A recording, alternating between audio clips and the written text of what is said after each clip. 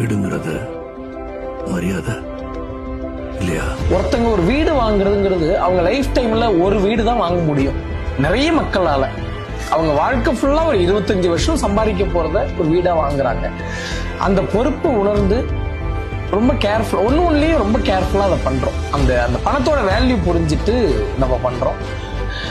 தமிழ்நாட்டில இருந்து வெளிநாட்டுல போயிட்டு வேலை பார்க்கிற பீப்புள் வந்து வாங்குறாங்க. என்ஆர்ஐக்குன்னு எங்கள்கிட்ட வந்து பாத்தீங்கன்னா தனி டீம் இருக்காங்க, அதுக்கு ஒரு ஹெட் இருக்காங்க, அவங்களுக்கு கீழே ஒரு 15-20 பேர் ஒர்க் பண்றாங்க.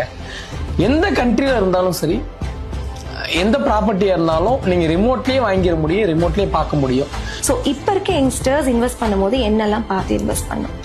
ப்ராப்பர்ட்டி வாங்கலாம்னா ஃபர்ஸ்ட் ஆப்ஷன் இப்போதைக்கு பாத்தீங்கன்னா வெச்சென்னை. வெச்சென்னை நான் சொல்றது போரூர், ஐயப்பந்தாங்கல், காட்டுப்பாக்கம், பூந்தமல்லி அப் டு நம்ம காஞ்சிபுரம் வரை. அடுத்த ஆப்ஷன் சவுத் சென்னை. நீங்க என்டையர் ஜிஎஸ்டி நீங்க அப் டு செங்கல்பட்டு வரையும் வாங்கலாம். அப்புறம் OMR ஈசிஆர் எப்பயுமே நல்ல cream for real estate takes. இப்போ ஒரு லேண்ட் பார்த்தா 1200 ஸ்கொயர் ஃபீட் சொல்லுவாங்க, ஆனா அதுல பாதி ரோடு அந்த மாதிரி போயிடுது. அப்படி ஆமா, நீங்க யூஸ்வலா வெளிநாடு வாழ் மக்களுக்கு அந்த டவுட் எப்பயுமே நிறைய இருக்கும். பேக்ல நீங்க ரொம்ப கிளியரா வச்சிருப்பாங்க, நீங்க வந்தோடனே பிரைஸ் லிஸ்ட் கொடுத்துருவாங்க, இதுக்கு இந்த காஸ்ட் இருக்கும்.